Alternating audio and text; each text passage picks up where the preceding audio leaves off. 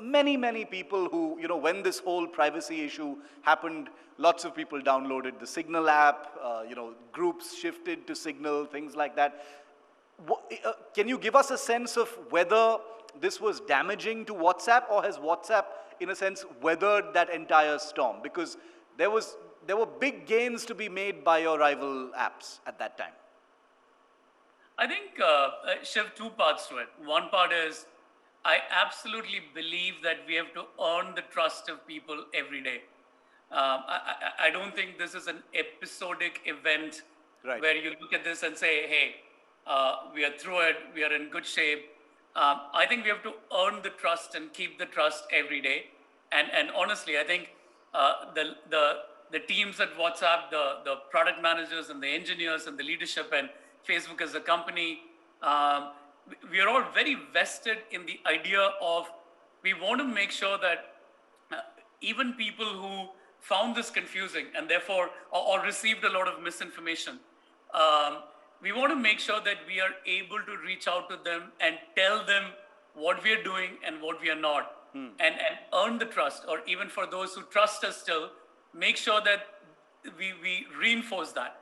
Having said that, I think, Shiv, to more directly answer your question, Will, who's the global head of WhatsApp, did mention that in a couple of weeks ago that as a service, we haven't seen a massive negative impact because of this. But that doesn't mean that we don't acknowledge that we could have done a much better job of explaining it, or that competition will continue to be intense, and that we have to earn the trust and keep the trust. It's going to, I will admit, it's going to be very difficult for most people to leave WhatsApp, given, like you just said, that their entire lives, their work, their families, everything is on WhatsApp. So it's interesting to hear from you, but I'm also not surprised to hear that there wasn't much damage. Now, this is the Conclave-East, Ajit, as you know, and we're about to enter into another election season here in Bengal, but elsewhere in the country as well.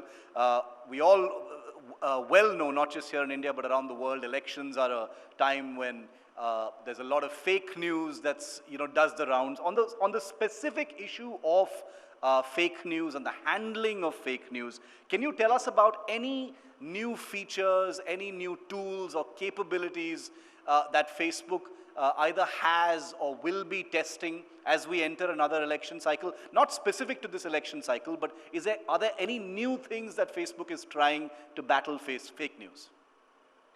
It's a great question, Shiv, and I think both in terms of playing the responsible role to ensure the integrity of elections around the world, and to do the best that we can to limit misinformation on our platforms.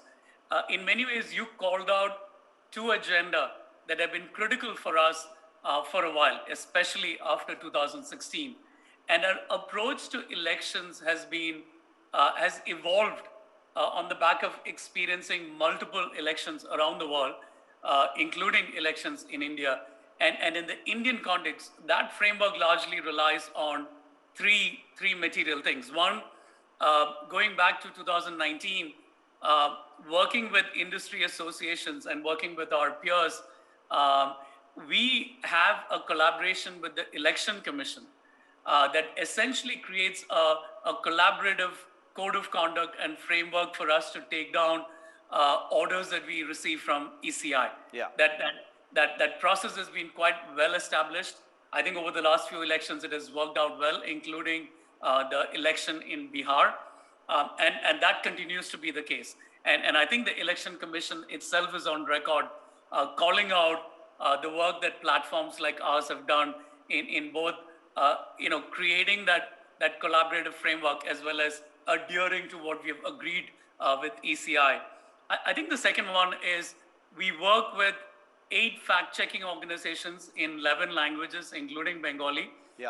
India Today, as you know, is one of them. Yes. And India is one of the countries where we have some of the largest number of fact-checkers. And we will continue to invest in that program.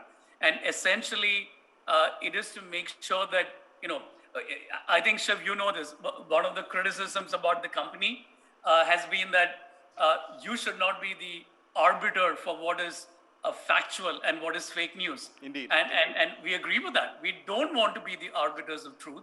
And therefore, we are relying on fact-checking organizations who have been certified by the International Fact-Checking Network, and essentially relying on fact-checkers who now have experience. They've used the tools in our systems over the last few years, and essentially when they call out something as misinformation, we limit the distribution. And the third part, and this is an example where I do think as a company, we have raised the bar for the industry, is on transparency of political ads. It's very easy to find out, which entity is putting out ads, including political ads around elections on Facebook. And we have clear protocols in terms of the identification of the organizations. We archive those ads for 7 years. And I think even today, I would argue that the extent of transparency that we provide on our platforms and how different parties and players are using political ads, I think it's a benchmark that continues to be an outlier. So that approach will continue. And all of this has been influenced by elections over the last few years, including the many elections in India. Yeah.